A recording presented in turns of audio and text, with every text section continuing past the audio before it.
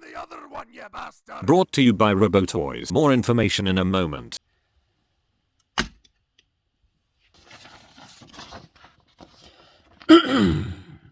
Dear Dr. Lockdown, I want to partially apologise for the heinous acts of the Mortal Realms thievery service caused. See, this is only a partial apology because it was supposed to be a random Star Saber as opposed to one from you specifically. As such, technically not my fault. Don't hold it against me. Unfortunately, since your country is in lockdown, I can't really travel your way to return it. As such, I have used a leftover coupon to get that other Star Saber you've been after. Hopefully this letter, along with that Star Saber, finds its way to you safely. May your soul forever get stuck with us in Twitch hell. Quarts of... I'm not reading that. Gotta say though, thanks a bunch for sending me this. I'm really glad that I've got this. I've been wanting this guy for a while now. He always intrigued me, and I'm glad he's finally in my collection. Motherfucker!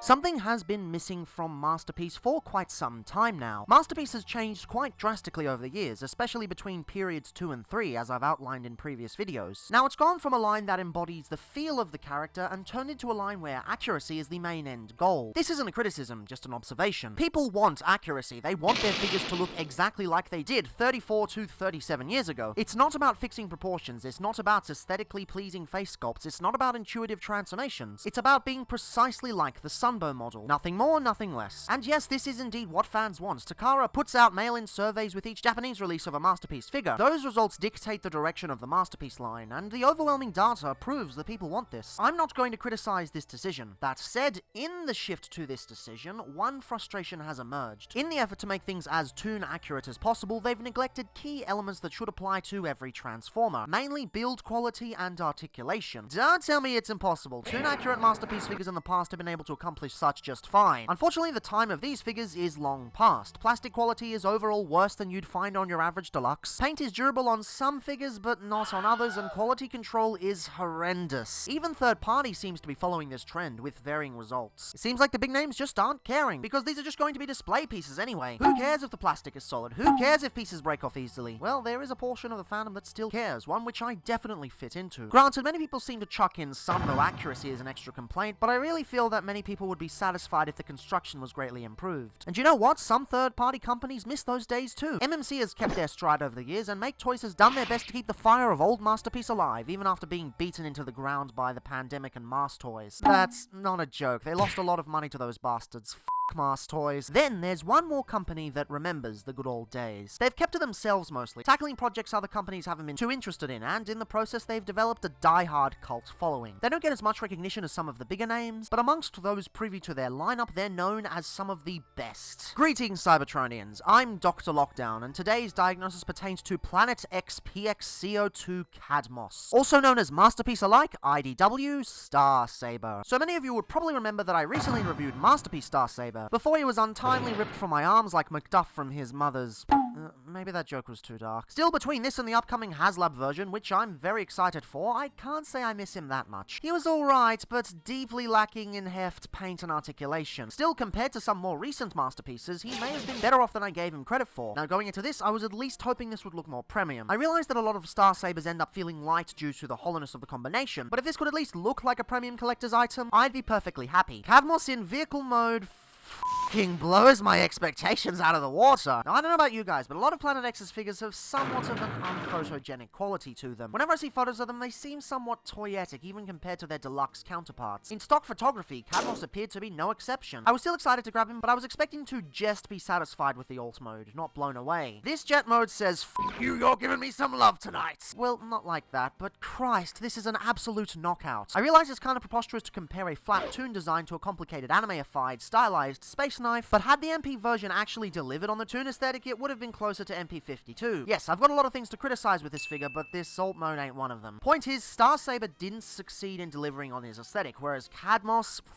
me, he does. There's actually a lot to take in, so unless I take things slowly from front to back, I'm probably never gonna get properly started. The nose cone is absolutely mental. I've never noticed it before I got this guy, but the one in the Masterpiece version is oddly stunted. Now it makes sense, it's a jet inside of a larger jet, obviously proportions are going to be a bit weird. Thanks to this nose cone being a faux part though, they're able to do a lot better. It does come off this mode, so you can disconnect the core robot from the combination armor, but we'll get to that in a bit. I want to bask in the sheer chunkitude of this large fella first. I love the tiny winglets at the front here, making the nose cone look like a piercing arrow. I know a lot of people find these ridiculously impractical, but I think it's a damn neat aesthetic thingo. Can't say I'm a fan of this dinky little windscreen though. I would have preferred it to be a little longer. Still, it's probably so the whole thing can fold into the backpack, and for all I know, it could be accurate. I wasn't able to find any photos of the alt mode on Google Images, and I dare not look any deeper for fear of spoilers. Word of warning, don't look up IDW Star Saber on Google Images. I was already spoiled on it. Moving to the sides, I absolutely adore the shoulder placements. It's such a simple thing, making them fold out to the side like this, creating truly stunning vents detail at the front. And this is the point where we realize the mad lads at Planet X went absolutely nuts with the paint. There is not a single surface on this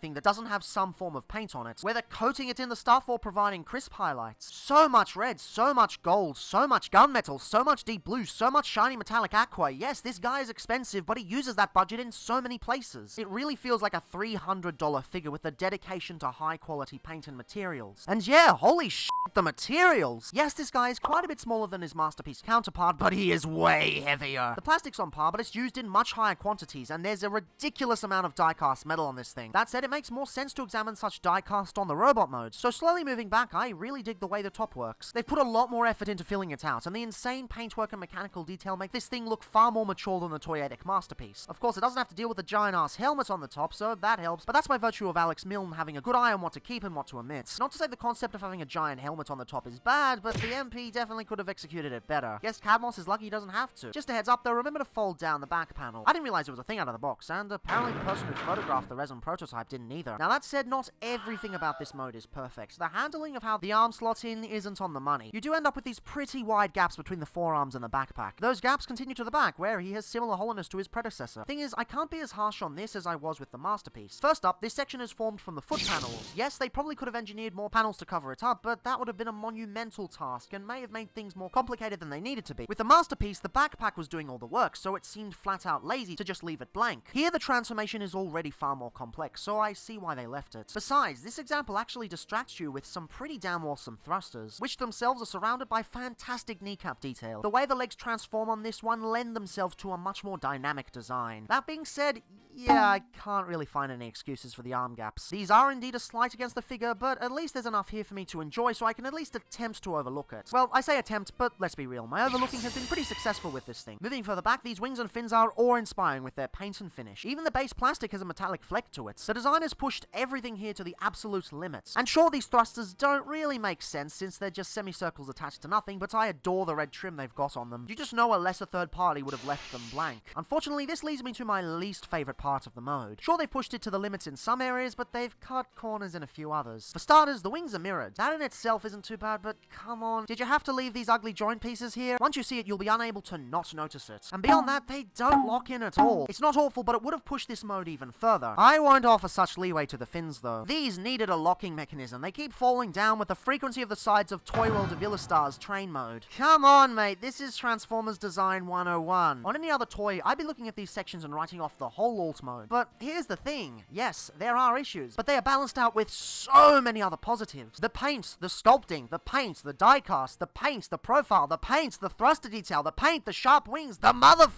paint. Yes, it's smaller than the Masterpiece, but whilst that figure didn't feel worthy of its price tag, on the alt mode alone, this well does. You put it next to Masterpiece Starscream, who's supposed to be $50 more, and you've just got to wonder where things went so wrong. Hell, even the landing gear is great, with seamless fold-away functionality. And hey, at least these stay in place, unlike, you know. On paper, this is a knockout for reviewer types. It checks so many boxes that analytical content creators go for. It has the build quality, it has the die-cast, it has the paint, as I've briefly gone over, and it's got everything else you could want from a proper Masterpiece figure. If that's even a thing these days with the inconsistency of recent releases of Masterpiece and fumbling antics of fans' toys. Go home, you're drunk! Wait, where the f*** did that voice clip come from? But as a fan of transforming robots, as a fan of this franchise, as a fan of creative engineering and passion for mechanical toy design, I see this as a work of passion. The designers may not be the best at kibble management or solidity in a few small areas, but they push everything they can do to its absolute limits. This feels like the people at Planet X want to show the world they love Transformers, doing so in a way I've only seen Make Toys, Mastermind Creations, and Iron Factory do with their figures. And hey, it's no secret that 3 out of 4 of those companies, including Planet X, chose to dedicate some of their lineup to RDW designs. Maybe I should stop putting off reading them. Point is, take a look at this specific side here. They've gone to the trouble of adding this tiny section in gunmetal and this tiny vent in gold. Like a hobbyist picking out all the details they can on a gunpla, this feels like they're putting everything they have into this design. Nothing is held back. Almost nothing is being cut for the sake of the budget. Right off the bat, I can see why they've struck a chord with the fandom. It's not just because people have an affinity for Fall of Cybertron or IDW specifically, although they do have a lot of fans in general, but rather it's because these guys clearly love the franchise as much as we do. Or perhaps it's more than we do, because I don't think they're the kind of guys who would be in the mindset of complaining on every forum on the planet. So I have to ask, with how amazing the jet mode is, what had to be sacrificed? What had to be thrown into the fire to make sure the rest of this design lived up to its potential? Well, in the polar opposite ideology of the Masterpiece version, the core robot suffers pretty heavily. That being said, right out of the combined chest, this actually isn't bad. I was expecting this thing to be way worse than it actually is. When I first saw the prototype, I took one look at those hollow legs and forearms and took a big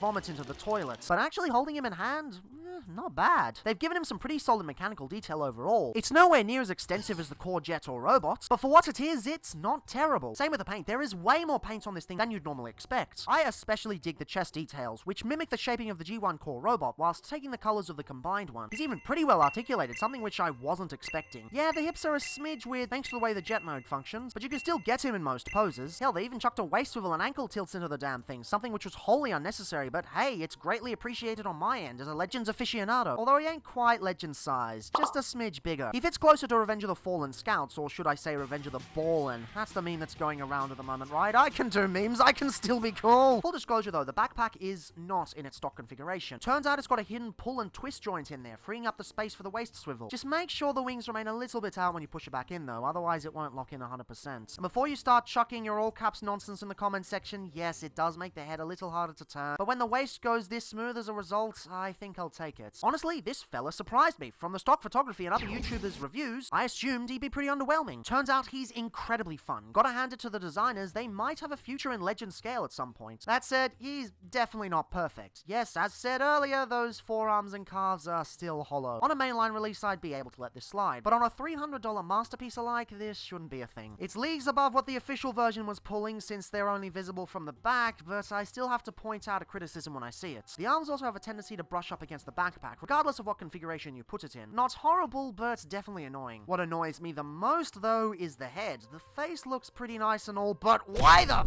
did they gimp the light piping? Who thought that was a good idea? I know some people out there despise it for some reason, but come on, if you're gonna do light piping, at least commit to it. Still, overall, he's a pretty nice release. He's not going to be winning any Legends Figures of the Year awards, but credit where credit is due, they did a bang-up job. In fact, if you so desire, he can pull his own bang-up job, if you catch my drift. What I mean to say is you can fan mode him to have a democracy manifest. Yes, I'm immature at times. Off. Immature jokes aside, yeah, the Robo mode isn't the worst part of this figure by a long shot. If you've come for the actual worst part of this set, well, now you've come to the right place. Okay, so first thing you want to do is to come into the chest, push the head down, and fold it back up. I don't usually like sliding rails, they're my least favorite part of transforming aside from parts forming, but I think this is a really good way to do it. It's toleranced well, and when you actually click it into place, it clicks on the top there. So it's not just relying on a loosey-goosey tab or a locking mechanism. You know, as you slide up and it kind of locks into place. I don't like that either, they just break down over time. But this is a good way to do it. You do the twisty thingy by pulling this out, rotating it around, and pushing it back in. The hidden step the instructions don't tell you about. So you might think that the arm connects to these tabs here, but no, that's just for the robot mode head to flip into place. I mean, the combined robot mode head. So really, the arms just rotate around and sit there, clearing over the tabs, but not actually locking into place. You take this little section and fold it out, putting the cock in cockpit, hardy ha ha. Then the wings rotate outwards like so, and then you get to why the waist is cut in the weird way. It is because these flip like that. You'll notice that the cut in the ball joint there allows it to rotate backwards like that. Not a great way to gimp the articulation just so that this thing can work. Not a fan of that. Anyway, do the same on the other side. Legs rotate around around like so, and you've got these tabs on the wings and these slots on the legs, and the whole thing pegs together, and it also pegs in with the arms. That's actually one thing I am surprised by this alt mode. For an alt mode that is so poorly designed, because this is not a good alt mode. There's surprisingly a lot of locking tabs. You'd think there wouldn't be, but it gets the job mostly done. Except for the arms, they kind of just sit at the back like so. That is pathetic. And the feet are supposed to just sit here, I guess. I mean, you can rotate them up like that. I don't know if that looks better. I don't know if that looks better. They look equally bad. I'm sorry. And in vehicle mode,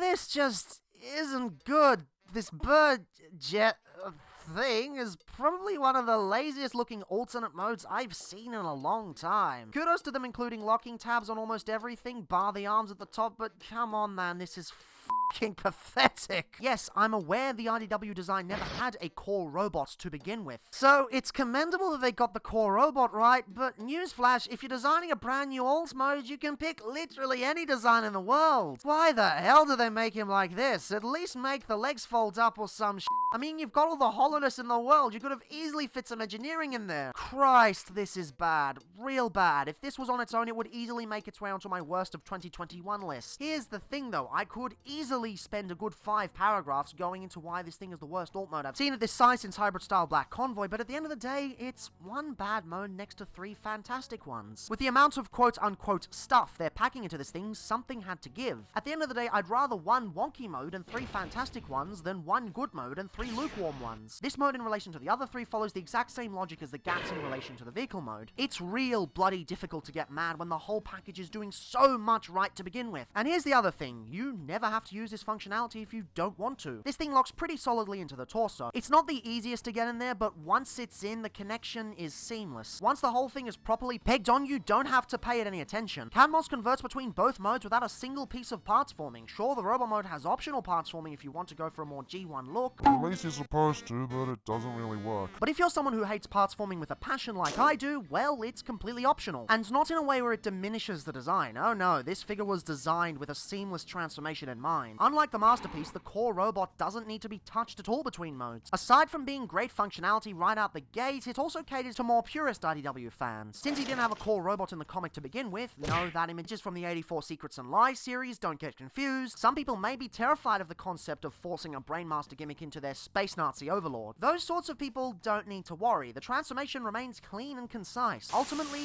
this is why I can't be too harsh on the damn thing. Yes, it's pretty goddamn clumsy, but after this video, I never have to look at it again. Aside from maybe jotting down some quick dimensions. Well, now that that's done, I never have to look at the f***wit again. And with that out of the way, let's move on to what made me love the figure. I mean, the vehicle mode was cool and all, but the robot mode... oh, mama. But wait a second, before we get into that, let's reel it in with a quick sponsored message. Today's video was brought to you by Robotoyz, one of the top Transformer outlets in Australia. If you're looking for mainline, selects, masterpiece, third-party, or knockoffs, they've got you covered 110%. Robotoyz is trusted by Australians, ranked second in the 2020 Ozformers Transformers Fan Awards, only beaten out by Amazon. Deadass went head-to-head with Bezos, and in my humble opinion, delivered much better customer service and working conditions in the process. If you haven't used their services before, or are looking for a good deal, don't forget to use the code DrLock 10% off in the checkout. Now, it is a single-use code, so use it wisely. But either way, even putting sponsorships aside, I highly recommend them. They provided Quartz with his sample, who provided me with it in turn. Anyway, with that out of the way, back on to today's diagnosis. Honestly, taking a look at this at face value, the transformation of Kadmos is a little utilitarian. It's not the craziest, most fun transformation you'll ever see on the planet, but honestly, it doesn't need to be. Star Saber by design is simple, and at least they didn't f*** it up like the masterpiece. The masterpiece was clunky when it didn't need to be, and this figure proves that. Again, might not be super fair to compare a design like this to a more simpler design like the masterpiece, but given they transform in pretty much the same way, I think the comparison can be made. Even putting aside the fact that they're the same character. First thing you want to do is collapse the landing gear. They just collapse like that, and you open up these panels there and collapse the landing gear like that. But leave that open for now, because we're going to transform that later anyway, so there's no point closing it up. Take this back panel and fold it up. Pegs nice and solidly into there. Take the nose cone and unpeg it from the feet from the core robot. Yes, those are actually the core feet in there. Very clever. You bring this section down, collapse everything there with the tabs first and the slot second. Rotate the nose cone around 180 degrees. You can, of course, remove the backpack if you want to, but I don't see why you would. Just stays on there nice and simply during transformation. Grab the wings and untab them using this double hinge, and you make the double hinge all the way out like that. That'll give you enough clearance to push it into the rocket booster. Really dig what they did here. Any other smaller company would have just made that a parts-forming piece, but no, they actually put the effort in to make it transform. Anyway, the thrusters unpegged from there and all along here. You've got a double hinge with that section and that section. Big, beefy thrusters, keeping everything nice and solid together. But don't jump the gun yet. We're not going to push everything together just yet. Take the legs and separate them like that. Bring the whole thing out. On the inside of the foot, come out and push out the foot like so. It's just on a hinge there, but weirdly enough, the hinge isn't actually locked into place. So if you want, you can just pull the foot off. Don't know why you wouldn't want to do that. I kind of call that magic squaring, because they kind of used to do that with their fists and even their heads sometimes. I really didn't like that. Anyway, might as well just bring the other foot out so that we know what we're doing later, and make sure it's pushed nice in there so it doesn't fall off. Now you'll notice there's a thruster right there. You want to push that in, and that will allow you to bring up the double ratcheted knees into place. Then you got 2 pegs there, 2 slots there, and 2 pegs there and 2 slots there, and the whole thing comes pegging nice together and keeps the whole thing in place. That is a super solid connection, and I did not expect them to pull something like that off. But hey, it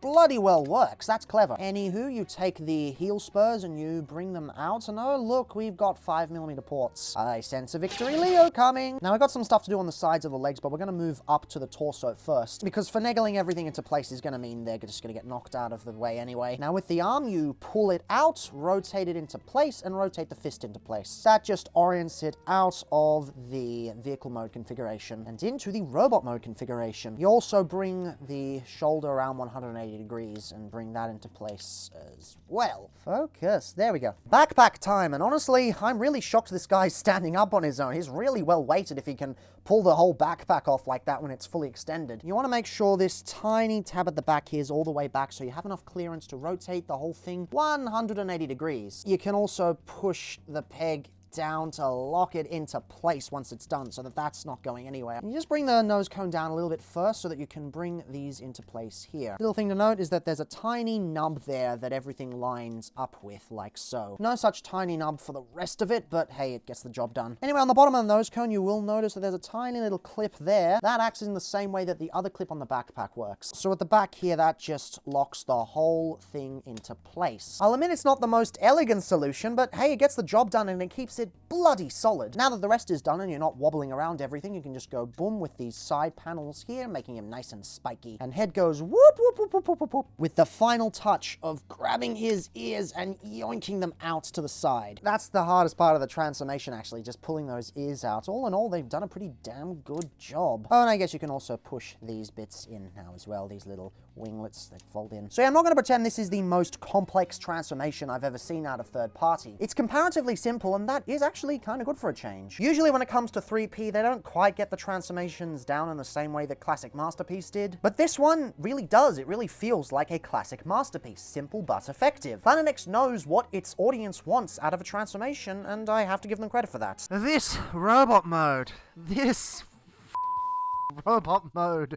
Oh God, I think I'm gonna splooge. Now, credit where credit is due. Part of this is due to the impeccable design from Alex Milne. This guy knows how to design a transformer, even going as far to figure out potential transformations, even if more often than not these toys will never receive such outside of Mega Fanboys MMC. Pretty sure the guy hates me though. As a kid, I suggested printing his artwork on wall scrolls instead of paying him. Alex, if you're watching this, I am so sorry for being a dumbass kid, and you're an absolute legend. And to anyone else watching this, pay your damn artists. Don't be like I was. Getting back on topic, this thing is positively gorgeous from head to toe. Seriously, if we're going based on looks alone, I don't think I've gotten a single Transformer this year that has looked this pristine. Yes, I've said that time and time again, but it's been a really good year for collecting, man. I'm sorry for buying so many good toys, mates! The key point of interest would easily be the shoulders. The vent design carries across amazingly here, placing the die-cast shoulder plates in full view. Said shoulder plates are donned with pristine metallic crimson. I'm not sure if it's the effect of being applied to die-cast metal instead of plastic, or if it's another shade of paint entirely, but it actually ends up looking even more pristine than the red seen on the plastic. It's also durable as along with the white paint on the die-cast knee spikes. This guy was meant to be played with. Well, aside from one thing we'll get to, but let's keep things positive for now. The torso fits in damn well, covering up all the core robot bits near immaculately. The bits that do remain visible, such as the shoulders and the feet, blend in damn well anyway, so there's not much to complain about here. Yes, the connections could have been a bit more solid, but who the hell's gonna lift this thing up by the chest? It's not something that's really that common. Either way, if this what sacrificing the alt mode gets us, fuck me, it was worth it. And if that wasn't good enough, the torso articulation is insane. I mean, the waist swivel is already putting it ahead of the MP, but now you've also got an ab crunch to add extra personality, and it's above the waist swivel, not below. You have no idea how refreshing that is. Still, the MP did have the side to side. I do kind of miss that. What the f***?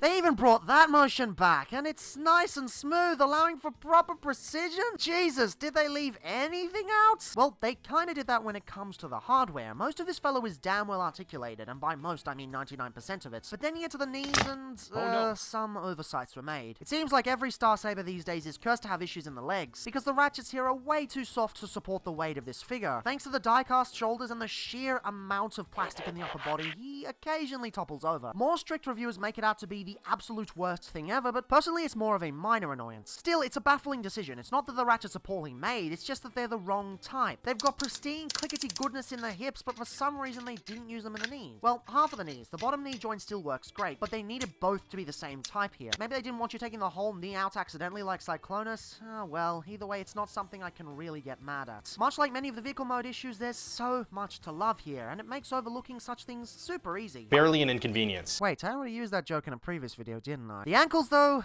oh boy, these are kinda bad. The knees I could get by with, but these ankle tilts are terribly thought out. This is the kind of design that needs big, meaty, ratcheted ankles, especially with the aforementioned die-cast. I guess I should be happy there's even ankle articulation to begin with, as opposed to whatever the f*** the MP thought was acceptable, but come on, man! This feels amateurish, especially compared to everything else. Now, granted, this can be worked around. If you're trying to put this guy in a pose, it's not too difficult to get the balancing right. The die-cast makes the weight distribution super precise, so it's not too frustrating in the long run. Still, I do have to wonder how this will work on Victory Leo. I'm assuming it'll either plug into the 5mm ports on the foot, or the entire foot will detach and a new foot will lock in. But either way, come on guys, you can do better. Ah well, whilst it's not something I can overlook, it is something I can eventually move past. And mate, the articulation more than makes up for it in other areas. 2 separate upward shoulder ratchets, butterfly joints, inward wrist rotation, the bonkers amount of torso articulation, front and back skirts. These guys know that IDW designs, especially those from More Than Meets the Eye, are dynamic in nature. They're designed to be expressive. They're designed to evoke a sense that each character is mid-movement. And oh boy, this guy nails that perfectly. It doesn't matter what pose you put at him, he has a ferocious personality. Just move a shoulder slightly and bam, he already feels like he's getting ready for his tea party with Mirage. Yes, I was spoiled on that.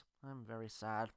You Google Images. Even the backpack cleans up amazingly. It oddly feels slimmer than the Masterpiece too. I'm sure if you went in there with a tape measure it would categorically be bigger, but it doesn't feel like that. And as for the rest of the robots, he feels big. He's not that tall comparatively, he's definitely shorter than the Masterpiece, and I'm sure the Haslab will dwarf him in time, Victory Leo or no. But he feels huge in both proportions and materials. He's a heavy boy after all. It's kind of ironic actually. The Flame Toys ones tries to get this feeling by messing with the proportions and pushing him further into the anime aesthetic, but oddly it does the exact opposite. I guess you can't improve on Alex Milne perfection. And hell, I haven't even discussed the accessories! Well, technically there's only one, but it actually does a pretty good job. Personally, I'm not a fan of the sword's aesthetic. The Batwings just look cartoony to me, but I cannot deny that with the paintwork and the chrome, it's done really well. Sure, the MP's was bigger, but Kadmos doesn't have to hold it like a lollipop out of the box. Yeah, the actual tab ain't great, but these posable fingers are sturdy as I don't typically hate articulated fingers in concept, but I hate how most examples crumble to dust upon lightly tapping them, which was oddly enough the case with the KFC Star Saber hands too. See, this right here is how you do it right. Nice and sturdy and properly proportioned, unlike a certain recent release. Mad Lad's even added inward wrist motion. Yes, I would have preferred downward to hold the sword outwards, but this way he gets those sinister poses. It also pegs into the side of the arm too, like he's jumping right out of good franchise. And that's not all. You want to cosplay as Overlord? Unpeg the nose cone and plonk it onto the arm. It looks stupid as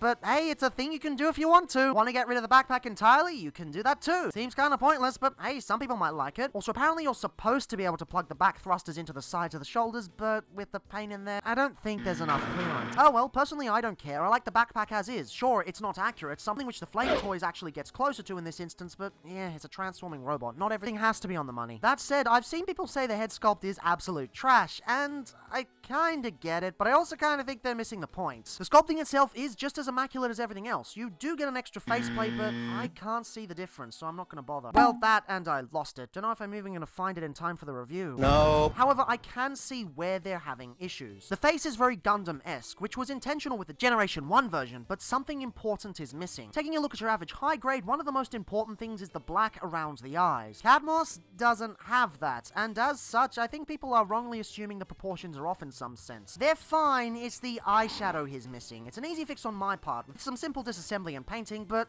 yeah, it is a flaw. Also, there is an alternate head sculpt that someone made for him, but one, it's out of production and rare as and two, I think this looks even worse. Modifying my copy seems like a better bet. You shouldn't have to modify your figures to make them look good though, and this mod isn't super necessary. I reckon you'll be able to get by just fine with a stock configuration. But yes, this robot mode does have flaws. It's not an absolute knockout like many people would have hoped. If you're the type to nitpick everything about a figure, with the way the robot mode is, maybe he's not the Star Saber for you. However, if you're one who can step back and see the greater picture, then you are in for an absolute treat. There is so much to love with this release, especially in the paint and sculpt. The designers clearly have an obsession with this franchise, and whoever they are determined to make their love shine through with their work. This is my only figure from this company, and with this alone, I can already see why they're so beloved. Kadmos has quickly become one of my all-time favorite third-party releases. I had to pull myself away from script writing to ensure I was giving this guy as fair a shot as I possibly could. New toy bias is dangerous, and fortunately after a few weeks, I can safely assume his quality is genuine. Yes, I know I probably should have waited for the Haslab version, but honestly, will it be better than this? I'm not saying third-party is always better than Hasbro. Last week's review proved that it can go either way depending on certain releases. What I am saying is that this release is. This release is, at present, my definitive Star Saber. I am absolutely going in on the crowdfund, but even if it fails, this right here is awesome enough to make me personally satisfied. Not that the crowdfund will fail though. It's not like Star Saber is going up against a goddamn bird of some sorts.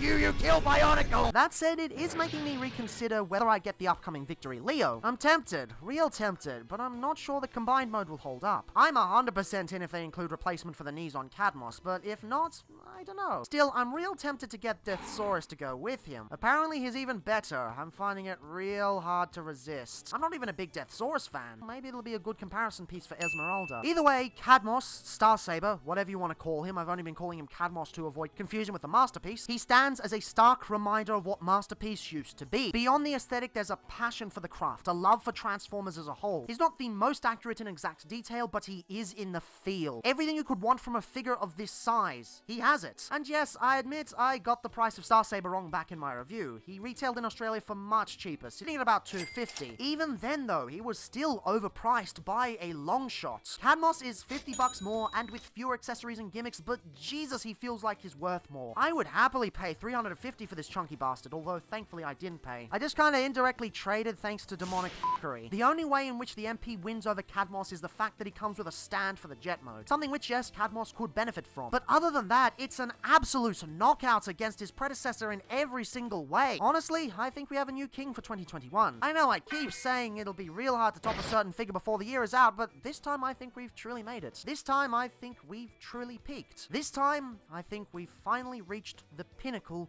of the year. Wait, my grail's supposed to be coming in the mail soon. Fuck!